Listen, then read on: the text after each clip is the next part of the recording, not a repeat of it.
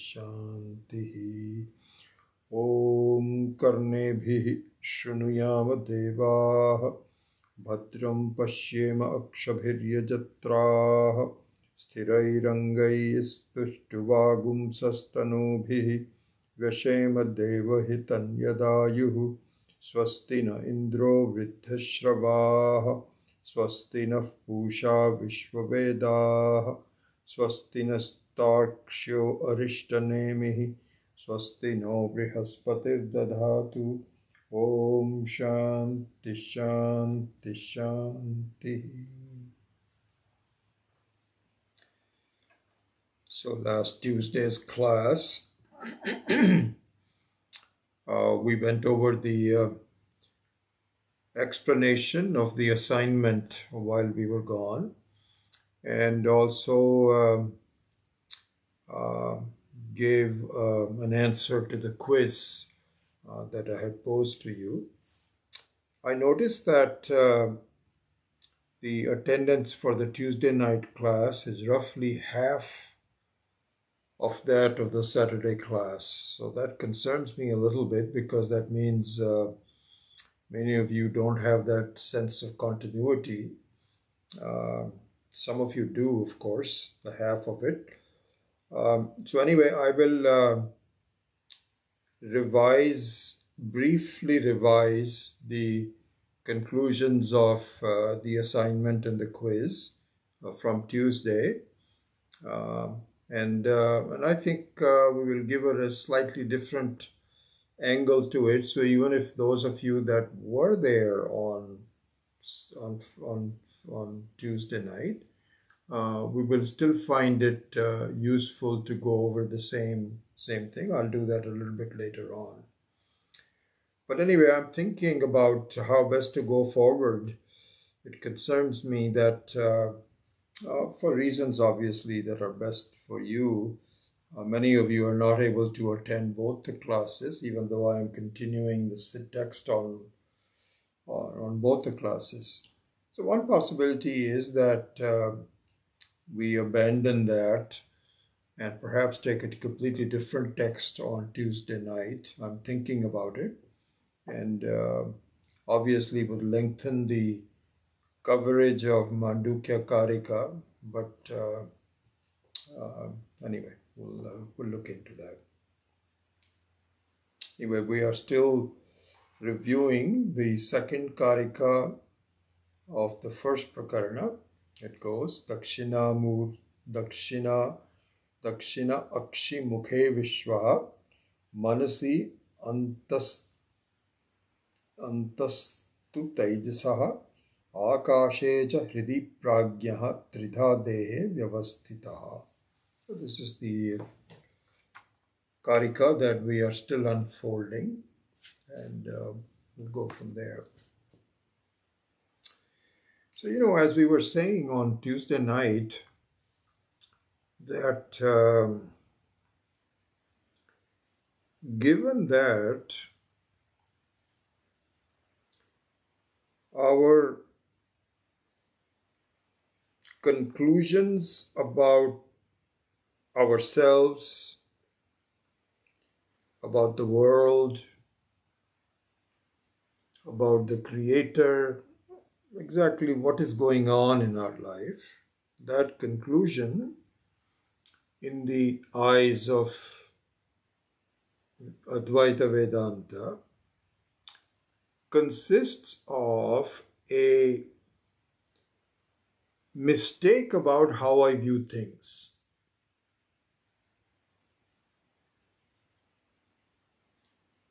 So a sense of limitation, bondage. Bondage is a very strong word, but really speaking, it doesn't look like a real jail, but it is a jail. The fact that we are dependent on so many things, we are not allowed to go outside that. It is a jail of a very sophisticated, life is a very sophisticated jail. So that sense of bondage is a mistake. We take this bondage to be real when in fact it is not. But this is the message of Vedanta. As you know, I'm just revising it. So, in order to correct the mistakes, a number of supporting arguments are given to us in the form of many, many concepts of teaching, concepts of logic, so that we can see where the mistakes are. This is what we just said, is that we need the support of the Creator Himself, the Ishvara Kripa. We need Shastra Kripa. We need Guru Kripa. But in the end, we need Atma Kripa.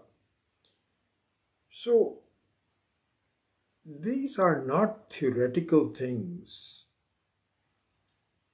on the books. Oh, there are 4 type of kripas. You can tell somebody, you can boast about it. There are 4 type of, did you know what, there are 4 types of kripas? You say, I didn't know that. I don't even know what kripa means. Then you can say, this is the blessing of, starting with the blessing of Ishvara, God, blessing of the teaching, blessing of my teacher, and then the blessing of my own mind. So all of this really culminates in the blessing of your own mind. What that means is you have to think. And the only thing that really delivers the goods, as I'm just revising, this is something that we have been talking about, the one thing that delivers the goods for freedom is vichara. And vichara, along the lines of suggested by the Ishvara, Shastra and the Guru, that along the lines of that, but you have to do the vichara to say, my goodness, I didn't realize this. This is where I'm making a mistake. This is what needs to happen. And it comes down simply to that. That's what I'm saying. All these books and Upanishads and chanting and all of that is really to support your own conclusion, reasonable conclusion. This is what is going on. I didn't realize it. I'm making this mistake. This is what needs to happen. And I'm saying this because let us see an example of that. Now let's focus on just one thing, how the various types of kripa culminates in the Atma Kripa in this one concept. Okay. So this is what I've also, is not I'm teaching you something, that is what I have to go through. And finally, I discovered that this is what needs to happen, is that there are some simple things that I have to understand and convince my mind. Otherwise, it's going to be, business as usual. Let's take an example of that, and then I think an important example. So I'm just going to focus on that example, and then to support that example, we will go into a short discussion of the assignment and the quiz from the Bhagavad Gita, chapter 13. This is what we'll do. Okay, you ready? All right. What I need to understand, each one of us needs to understand that individually, that in order to see a picture, I need a light. Very simple. Let's just keep it very, very simple. Single point. In order to see something, I need a light. Simple, very understandable. You cannot see anything without a light. Supposing the in the old style movie projection, suppose the projector is working,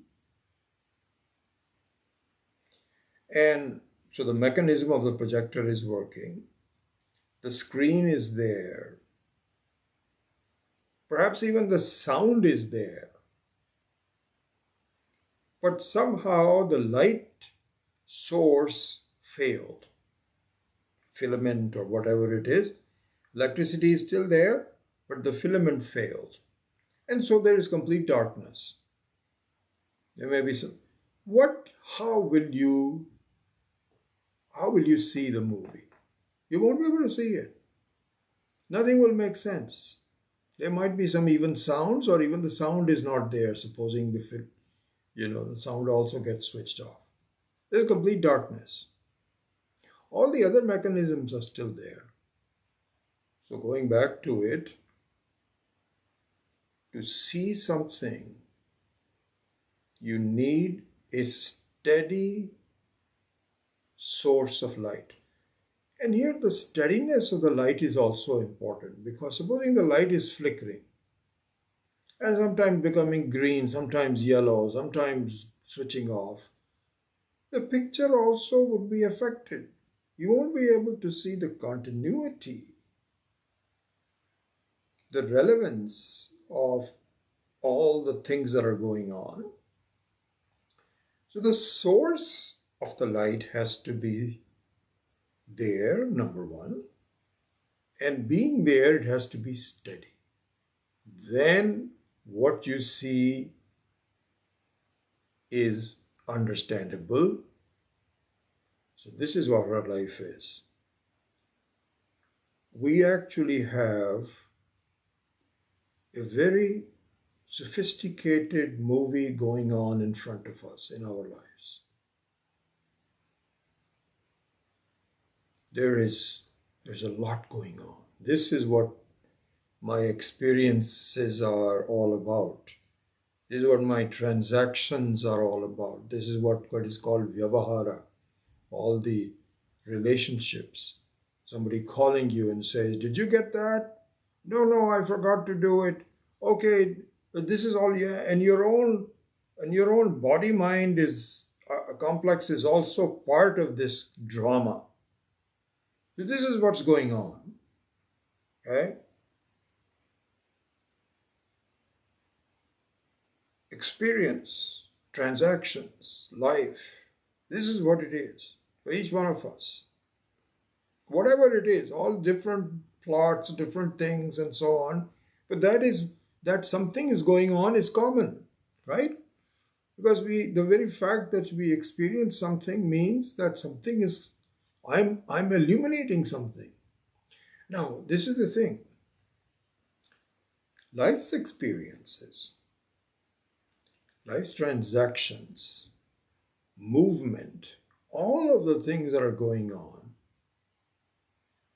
are not possible without a light. Please grasp this simple fact. I'm not saying I'm just saying, see this fact. We just take it for granted. So a lot of the progress in life, I think, Swami Dayanand also had pointed this out. I remember very early on with this very simple example, that a lot of our life's problems are because we don't grow up.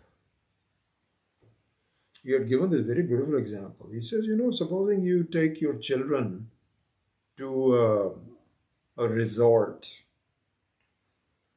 So you go to Hawaii or something like that for 1 week, and you take your small children with you. And they are enjoying it. They're, playing in the sand, having fun, and so on and so forth. Now the children don't know Who's paying for it? How is this happening? This very pleasant experience. They're not concerned about it. They take it for granted. Take it for granted. No questions, no nothing. And this is proper. This is proper. The adults, on the other hand, have to really think about the transportation, the living, the food. There's a lot that needs as an infrastructure to make this pleasant experience happen. But they don't take for granted because they are aware of what is going on, what are my responsibilities are. This was the example given by Swami Dayananji very early on in our PRC course. I remember this example so well. This is our situation. So now consider this. Supposing the children who are 3 or 5 or 6 at that time enjoying themselves grow up to be teenagers and adults. And they also don't grow up to understand what it takes to go to Hawaii for 1 week. Will that be normal? It means that they are really still childish. They don't understand what it pays, how it gets paid, what the responsibilities are to make sure that everything gets packed and all those kinds of things. They're still acting childish. This is our situation. We take things for granted without an inquiry into how is this thing happening. This is it. This is the mistake. This is the mistake.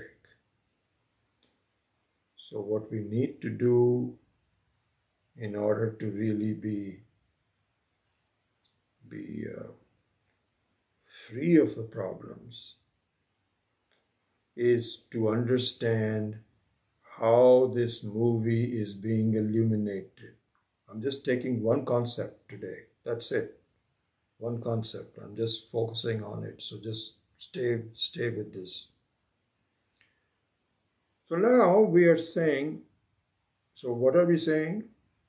We need to analyze and understand that in order to see a movie, you need a light. That's all I'm saying. That's the one thing that I'm picking up.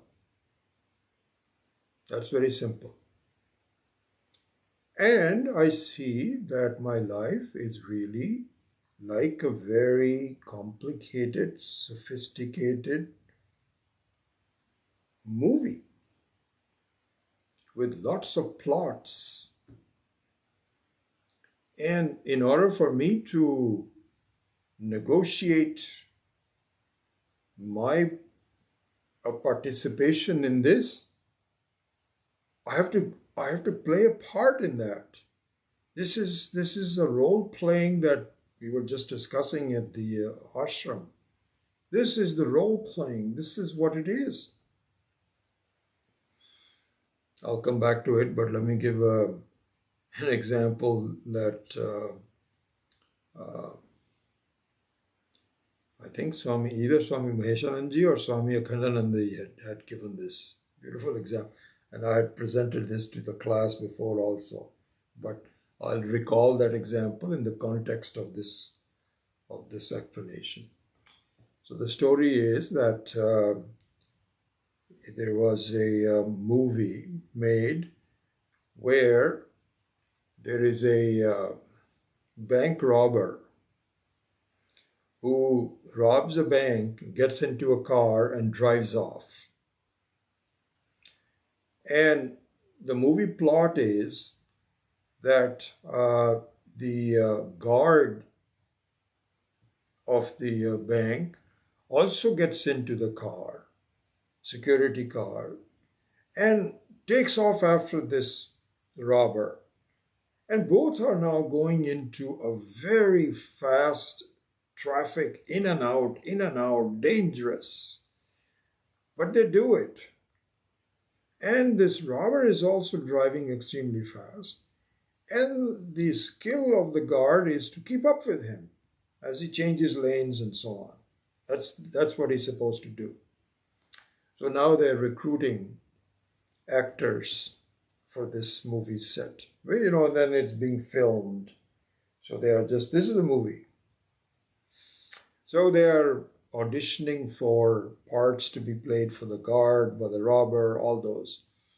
So this guy said he auditioned for the guard, and they asked him, "Do you know driving?" He says, "Yeah, of course." He says, "Are you comfortable with fast driving?" He says, "Yeah, I'm very very fast, very fast." This is the role, and this is the plot. This is what you have to do. We're going to pay you this much money, and so on and so forth. Are you ready for it? He says, "Oh, piece of cake, absolutely." They said, all these car chases are at 100 miles plus. It is not your 70, 75 miles, 65-mile zone. No. It's a real traffic. And we don't know what the traffic will be like. We have chosen it so that it is not completely stuck. And so you have to go in and out. He says, "Okay, I understand that. I think I can drive 100 miles per hour. It's a little dangerous, but you're paying me good money. I'll do it." And then he said, "By the way, as the storyline goes, um, you cannot finally catch up with the robber. He escapes, even though you are. It's very exciting. But at the end of the 5-minute segment, this robber outguns you and disappears. This is the story that you have to do, but you have to play a part." He says, "Okay." So this guy gets on, and indeed, this robber who's playing the role is driving very fast and in and out of the traffic. And he also has to follow up and so on. Then he thought to himself, "Wait a second. Didn't the plot say that this guy is going to escape from me anyway? I've got my money. They've already promised me. Why do I have to risk my life going after this guy? Why don't I just slow down and drive at the normal speed, maybe a little bit faster than the others, but not really as fast as it?" So within a minute or so, he loses it. Now you can imagine what the plot is. A cameraman and all the directors and producers saying, "What happened? What happened to this guy?" So after the whole thing is, he coasts down and they said, "What happened to you? You were supposed to do this." He said, "Well, didn't you say that he's going to escape anyway? What difference does it make? So I did it for a while and then he escaped and so that's okay." They said, "Whatever we have promised you, by law, we have to pay it to you. But let us do this. We will make sure you never get another part in your life. You are totally disqualified from any recommendations." So, sometimes we also feel that, I'm studying Vedanta and I'm doing some very important things and so on. I don't have to participate in my responsibilities. This was a situation with Arjuna in the Bhagavad Gita. And with not just an ordinary thing, this is a very common thing that now I don't have to I don't have to take on my responsibilities. I've got my own stuff and so on.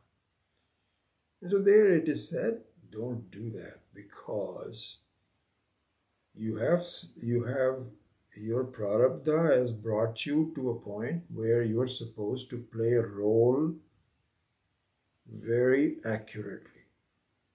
And in the middle of that, if you just say, I sign off, you know what will happen?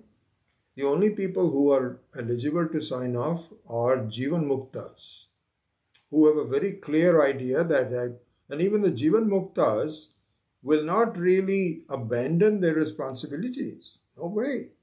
Because they don't need to. It's not a burden anyway, for like it might be for some of us.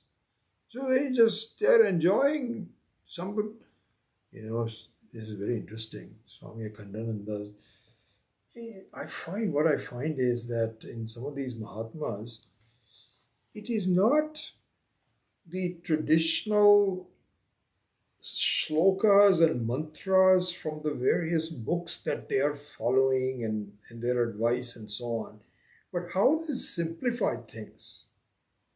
And so Swami Akhandananda, I think, makes a very beautiful thing. It's a very effective teaching that I got when I was reading his books and so on. He says, let me keep it to very simple things. You will be totally free if you don't say no to anything.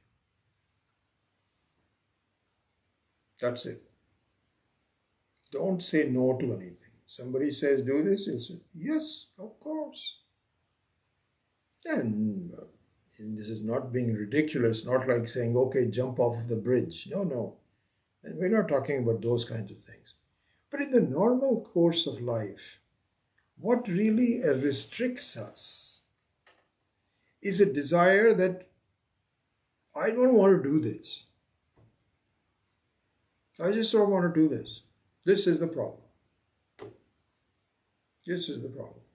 Because the explanation why you think you don't want to do this is because in my circumstance. What circumstance? I am this much. With me, you have a certain ego, certain situation, certain limitation, and so on. I don't want to do this. Other person is wrong. Swamiji says, you will be free if you just go along with whatever the world asks you to do. That can only happen if you've found a certain place to stay which is very pleasant anyway. It doesn't matter. Anyway, going back to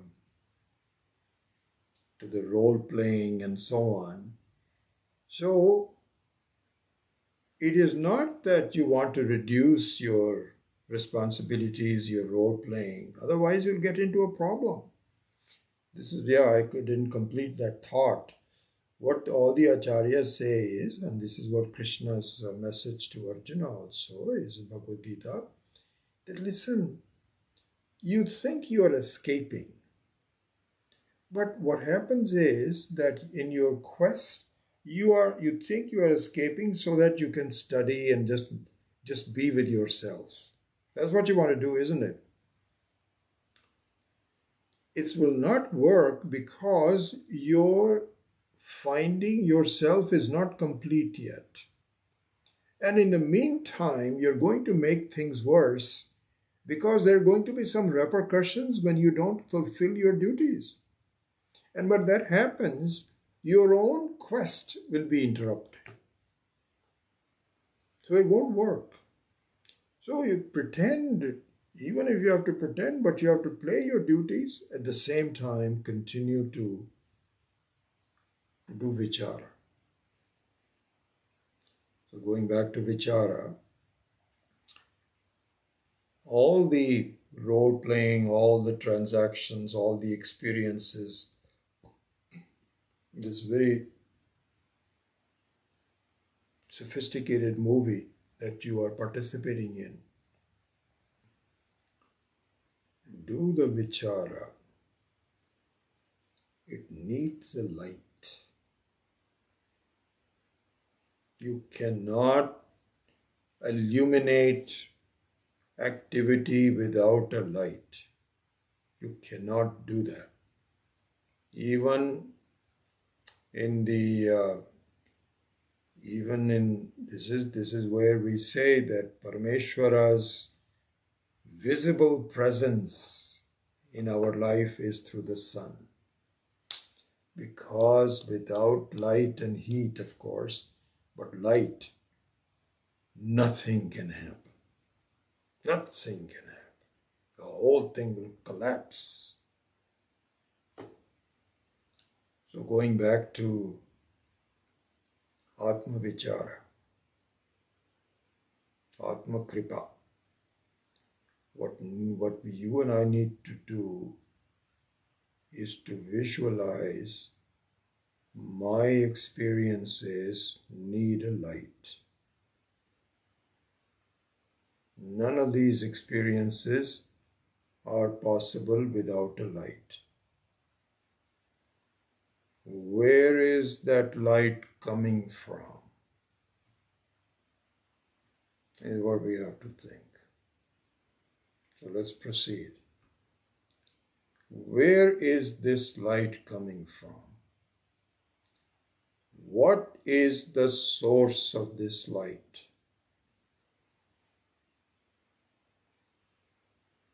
This jnanam,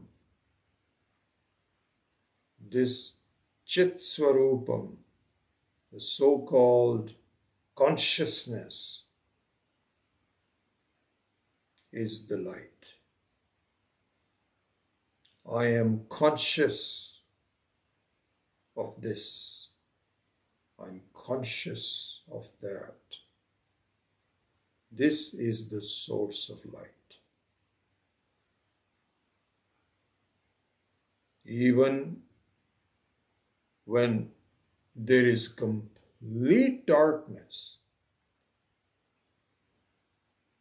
that source of light does not extinguish.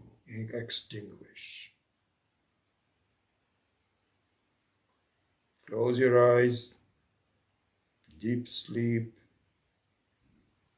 dream, waking state, that conscious light that illumines the activities or the lack of activities. In the deep sleep, there is lack of activities. Doesn't matter whether there's activities or not. Both of them are lighted by this jnanam. Okay? This I have to see. I am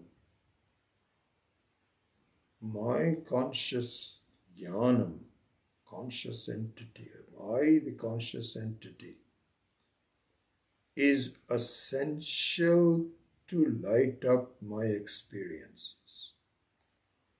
Without my light, it cannot, nothing can happen. Okay, let's proceed. So much so far. So we have gone through step one, that all movies require a light. All activities, movies means activities, require light, number one. Number two, my life's experiences are lighted up by my own light. Number two. Now let's proceed further. This light, my light, how does that happen? All lights need to have a source.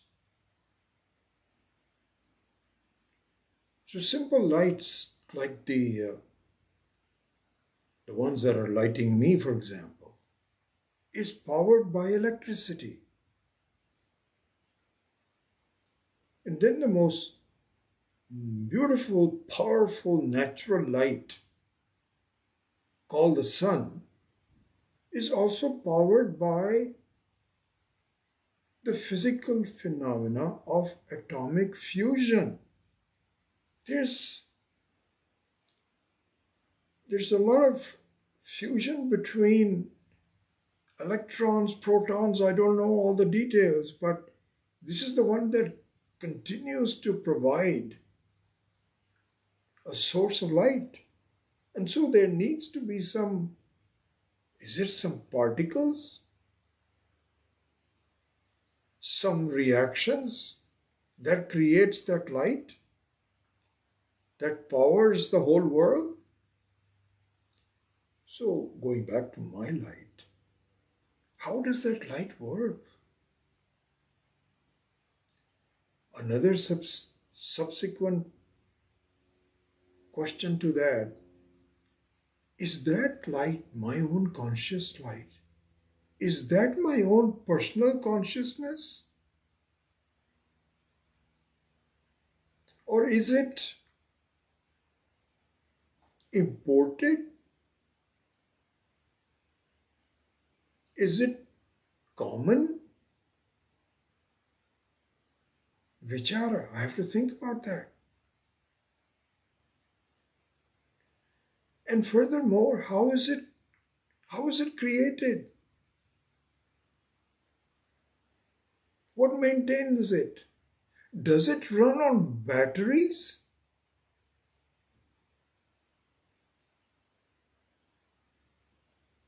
Does it run on some electricity?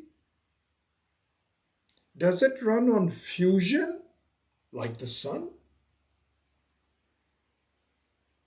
Is there a lifespan for that consciousness? Does it start? Is it maintained? Does it get out? Does it disappear like the sun?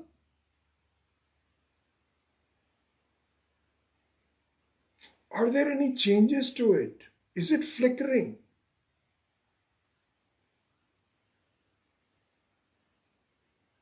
Just this morning when I got up, we have a fluorescent light in our kitchen, and it's a small one underneath the cabinet. It's about this big, not that big. It's only about 2 feet or so. And I think in the last 25, 30 years, I've had to change it, no more than that. I've been here now since 85, 39 years. I've had to change it a few times, but fluorescent lights really last for a long time. This morning it was flickering, so I have to really be prepared to get another one. Maybe I should just get some different kind of a bulb altogether. So all lights need some support. So my light that I have, that I am using to see my experiences, what kind of a light is it? Is it my personal light? Does it need some fuel? What supports it?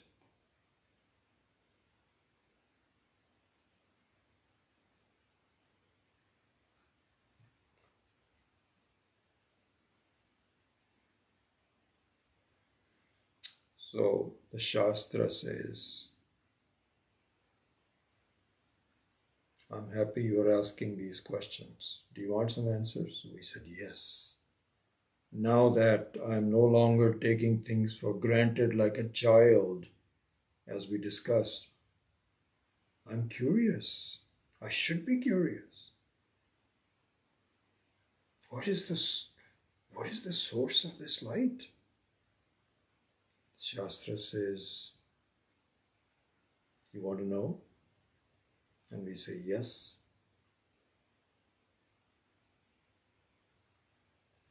This source of light is amazing. Is Swami Dayananji's, my thoughts go to him. How careful he was with the use of words. Because I was telling the people in Sailorsburg that when he first came to the US, he was really surprised to find a child. He was giving a prasadam of a banana to a child, and I guess he had a number of fruits that he was giving to the children. Oranges to someone, apples to someone, and banana. And this kid told him, he says, this is the first time I heard it. This kid told him back in 75 when he first landed in the US, I hate bananas. He said, it's the first time I heard the word hate with a banana. He said, that I had never heard. So that just means misuse of words.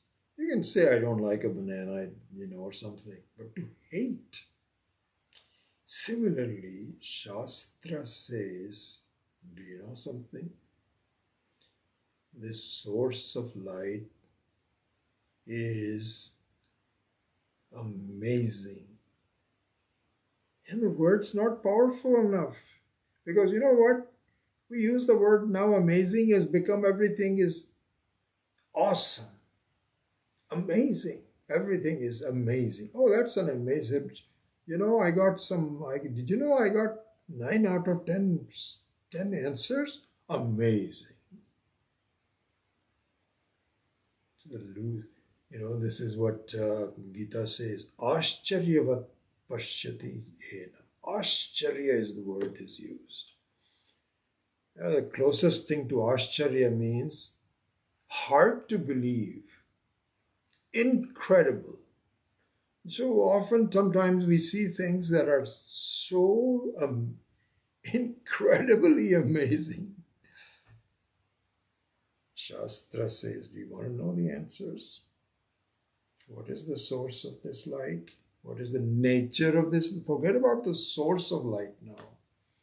What is the nature of this light? And in fact, we will see this. This is a very beautiful thing that we will examine with the help of the teaching. There is not a source. This is a very important thing. There is no source for this light. There is no karana, no karya. This light has no mother. It is not born. And it has no effect. It doesn't have any children. Swami Khandananda makes it so clear over and over again. Brahman, this light, has no karana, no karya. No mother, no father, no children, no connection. It's something very amazing. And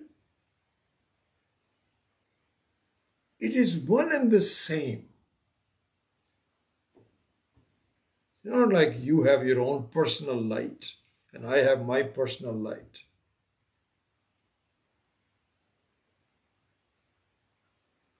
Mahavakya. Mahavakya. Jiva and Ishvara are one and the same. There's only one light which is given to you. And this one light is what lights up your experiences. And it doesn't need any batteries.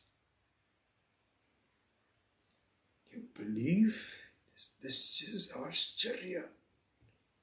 There's no fuel needed for it. It never fades away. Swatasiddha, Swayam Jyoti. This Jyoti, this light, Swayam Jyoti means, at least in the case of sun, we can see an example, even though it's a much lower level of example. But the sun is a Swayam Jyoti. It doesn't need any other light. It generates its own light. But it at least needs electrons, protons, fusion, phenomena, and it has an ending, beginning. All of that is inferior. This light,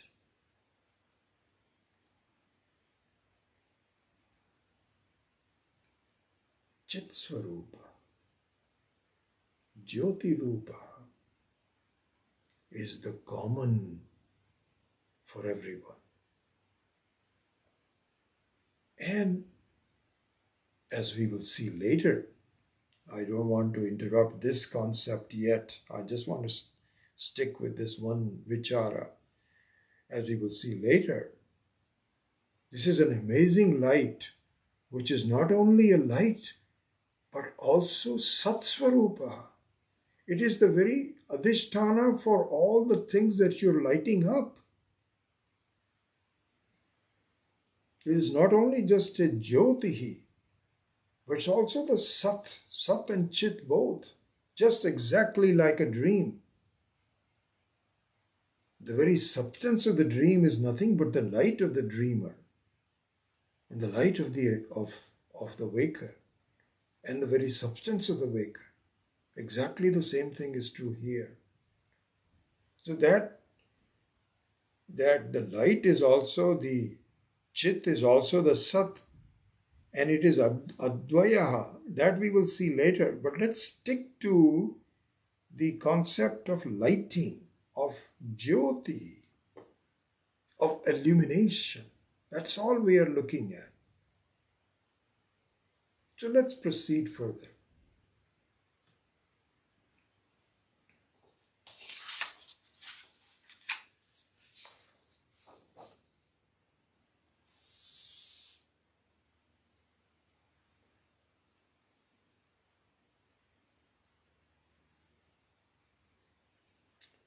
Shastra says,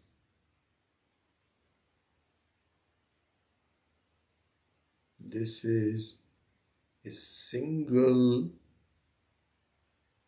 light, one light in the whole cosmos.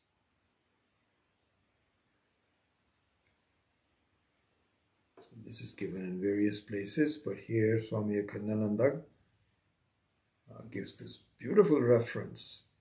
And so this section in Swami Akhandananda's books, of course, this is all around page 248 onwards, 50-55, you'll see all this description. But in, I think this is in, just a second. Yeah, 249, yep. I had it marked already, 249. In book 249, he quotes a mantra from Shveta Shvatara Upanishad. And if you want to look it up and understand that, it's 6:11, chapter 6, verse 11. And it says the following. Eko devaha sarvabhuteshu gudaha sarvavyapi sarvabhutantaratma karmadhyaksha sarvabhutadivasa sakshi cheta kevalaha nirgunascha. Eko deva sarvabhuteshu gudaha says that clearly. Don't take my word for it. Don't just take your mind's word for it. This is the Shruti Shastra saying this. Eko Deva. Devaha means it comes from the verb div, means to shine. Devaha. Chetana Vastu. one Chaitana Vastu, one source of light, one light. Eko Deva Sarvabhuteshu Guda.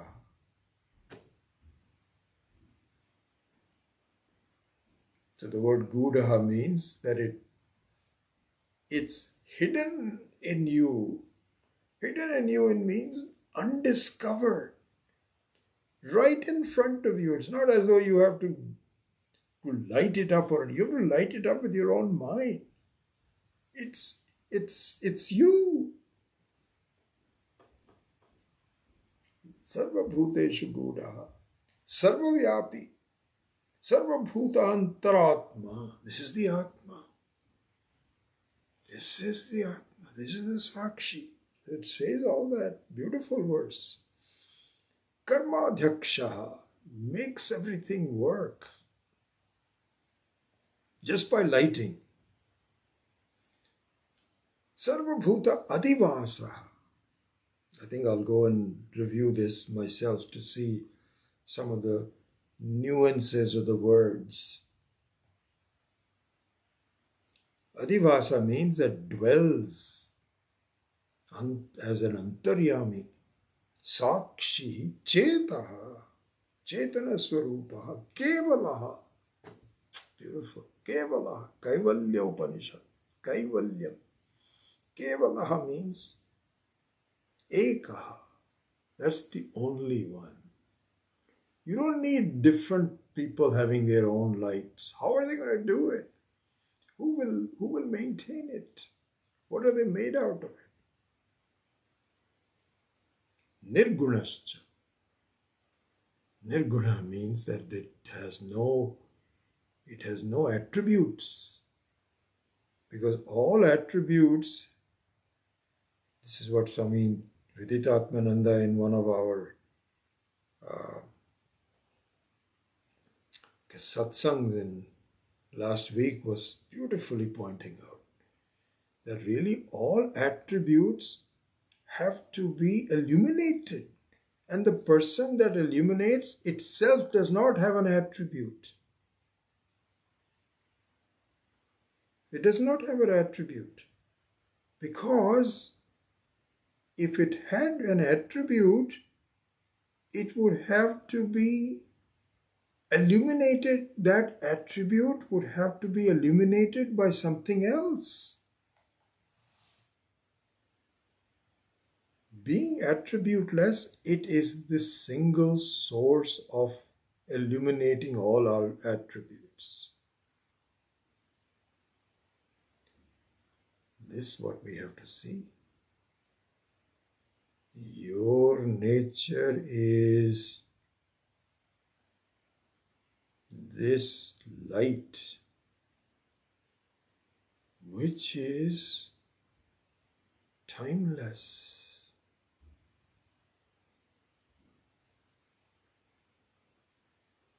Which is Amritam. It cannot be negated by anything. Nothing.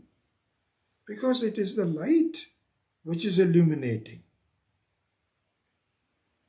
So the only thing now we have to work on, we will do that later, is the duality between what is seen and what is the seer. So that we have to approach later. But for now, the seer is never affected by the seen. Never. Even in our daily life, it can be seen. The seer is different from the seen. Not possible to be affected by it. This is who you are. This is the Sakshi.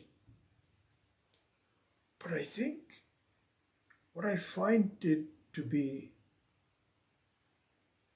very effective is to just see the simplicity of this, that I am illuminating my experience and my light, and what is my light? And what I find is I am the light. It is not my light. I am not something that has a guna of a light. I am the light. This is what Atma Kripa means.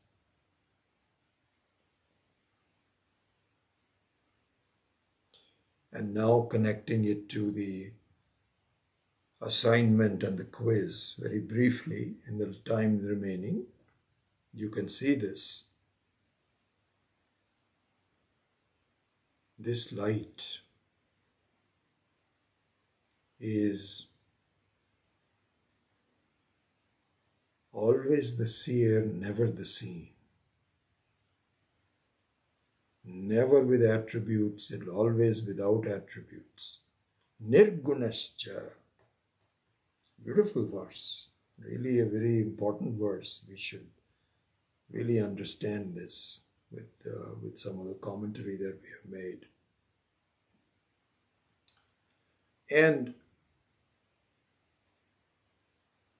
this is what Sri Krishna is teaching in the 13th chapter of the Bhagavad Gita.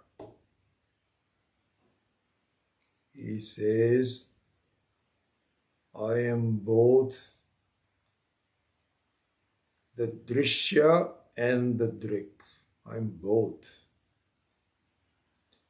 Even as a Drashta, as a human Drashta, because I am the, see, this is the thing, in the, like a dream, I become a dream character, and I think myself as being away from all the things that I'm seeing and experiencing. When in fact, even the dream character, and in this case, the character of a waking state, also is a drishya. I'm also, my body, mind also is a drishya. This is part of the role playing. Who illuminates that? Because it is illuminated. I can tell my body, my mind. So here, Sri Krishna says, the Sakshi, Eko Devaha Sarva Bhuteshu Gudaha.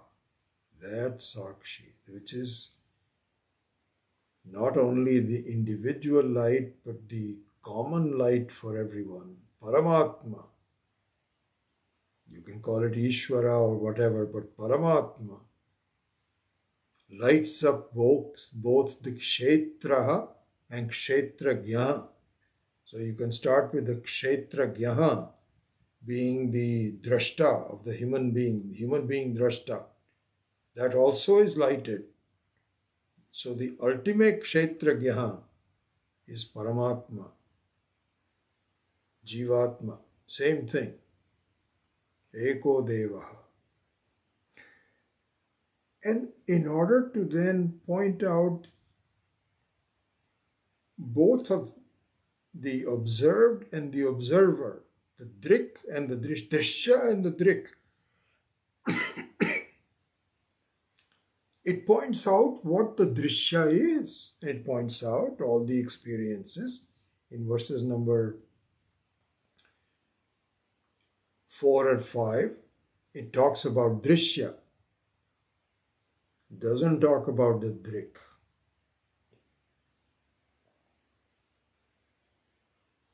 Why not? Because this is what is called Lakshyartha versus Vachyartha.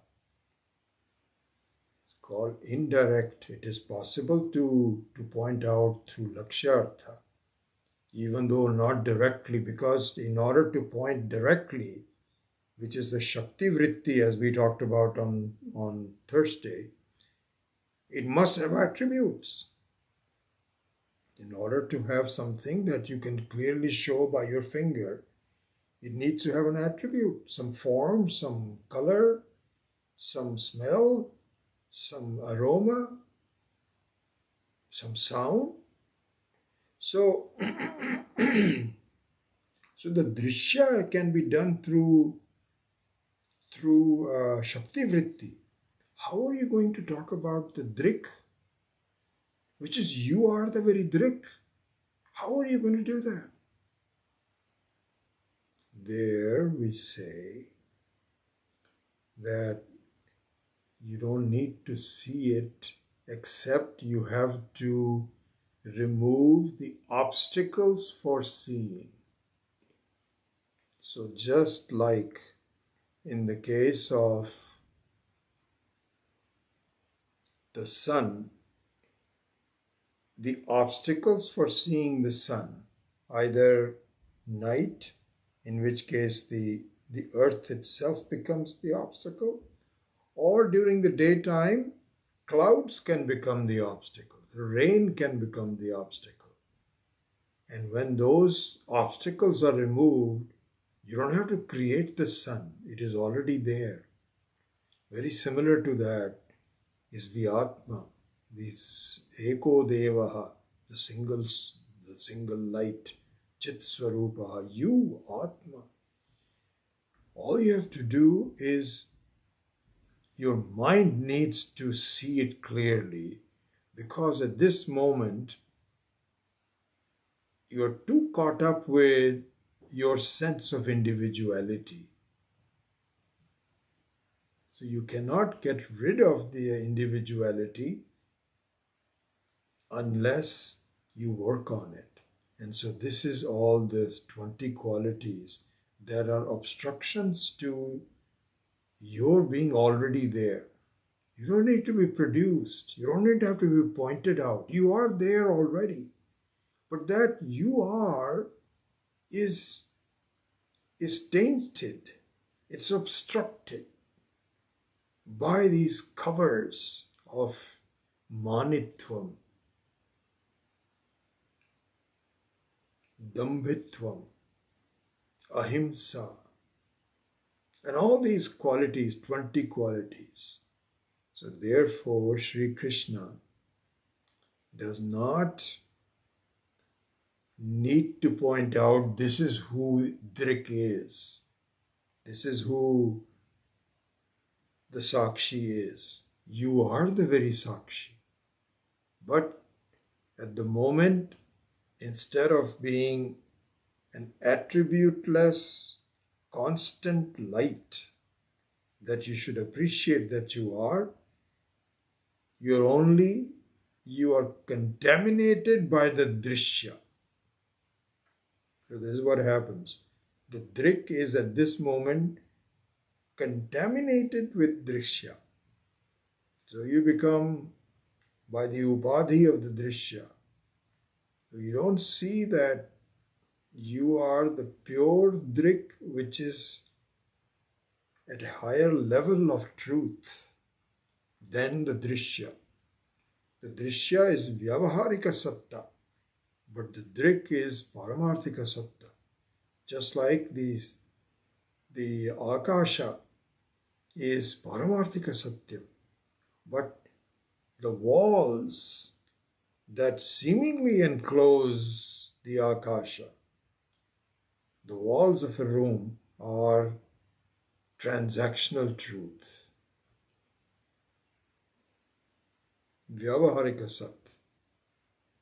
So all you need to do is to mentally see where your self-assessment is becoming faulty because your sense of individuality is not real. And so therefore, when that sense is removed, you don't have to create, you don't have to point out this is who you are. You will remain, you were always complete, you were never born, and you will always be complete, purnaha, once you removed once you have amanitvam, adambhitvam, ahimsa, kshanti, rajavam, acharyopasanam, all the 20 qualities. So this is the quiz answer, that the drishya can be pointed out and needs to be pointed out. The drik does not need to be pointed out because only the obstructions need to be removed. This is jnanam. So that's why even the obstructions are called jnanam in the sense that by their understanding, your self-assessment that you are the Vinijnana Sarupa will automatically become obvious to you. So this is the reason why the Lakshyartha is different from the Vachyartha. So this was the episode of the 11 verses of the Bhagavad Gita. So anyway, with that, we'll close the class and we will continue next time with the I think I'll see what needs to be done for the second Karika, and we'll regain our main source. But I thought today we will just focus on one thing, which is our nature as a infinite light. Just focus on that. Om Asato Ma Satkamaya Tamaso Ma Jyotirgamaya Mrityorma Amritam Gamaya. Om Purnamadav Purnamidam Purnat Purnamudachyate Purnasya Purnamadaya Purnameva Vashishyate. Om Shanti Shanti Shanti. Harihi Om. Shri Gurubhyo Namaha. Harihi Om.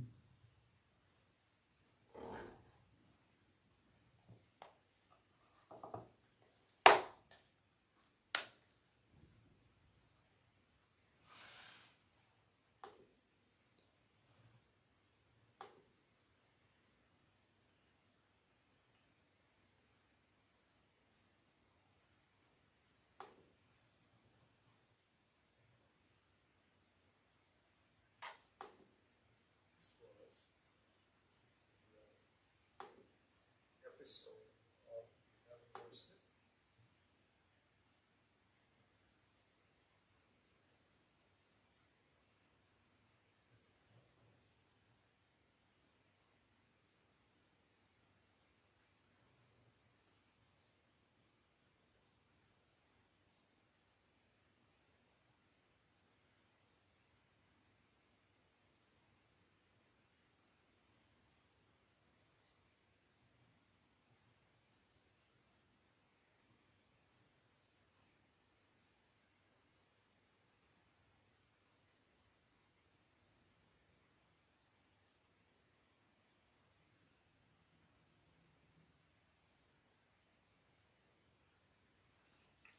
Nice to see you all. Wonderful.